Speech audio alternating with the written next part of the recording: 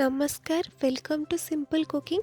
आज आम बनवा जाऊे पनीर तरकारी। तेज चलते जाणी ना किपर आम सहज उपाय पनीर तरकारी बनई पार। ये मुझे 2टा टमाटो 4टी आलू और 300 ग्राम पनीर यहपरी भाव में काटिकी रखी।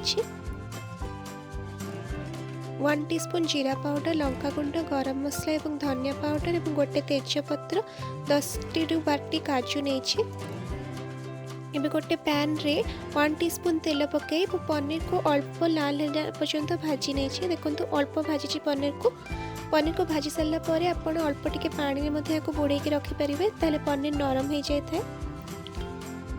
एबे से पैन रे आपण आलू मध्य भाजी ने। देखो मुझे पैन रे आलू मध्य भाजी नहीं अल्प लाल है पर्यंत। काजू एवं टमाटोर मुझे गोटे पेस्ट बन देछि। एबे हमें गोटे पैन नबा एवं सेथिरे 1 टीस्पून ऑयल नबा।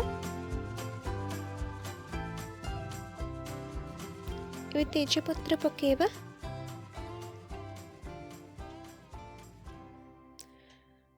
एबे हमें टमाटो एवं काजूर जो पेस्ट बने थिले सेटा पके दबा।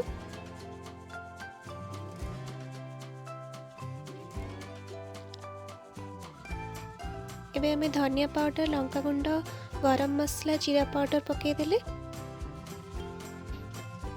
एको किछि समय फुटेबा पई दबा। एबे हमें भाजी की रखि देबा आलू एथिरे पके दबा।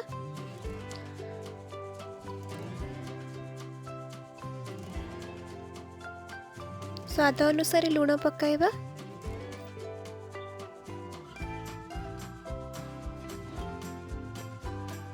भल भाव टिके गोळे नबा।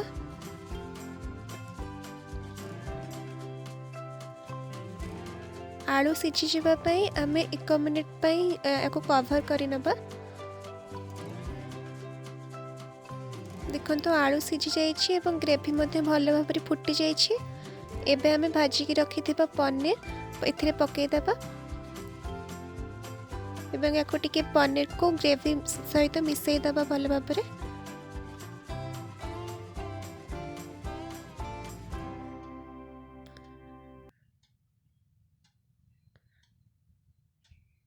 এবং देखो पनीर तरकारी बहुत इजीली आउ जल्दी प्रस्तुत हो गला।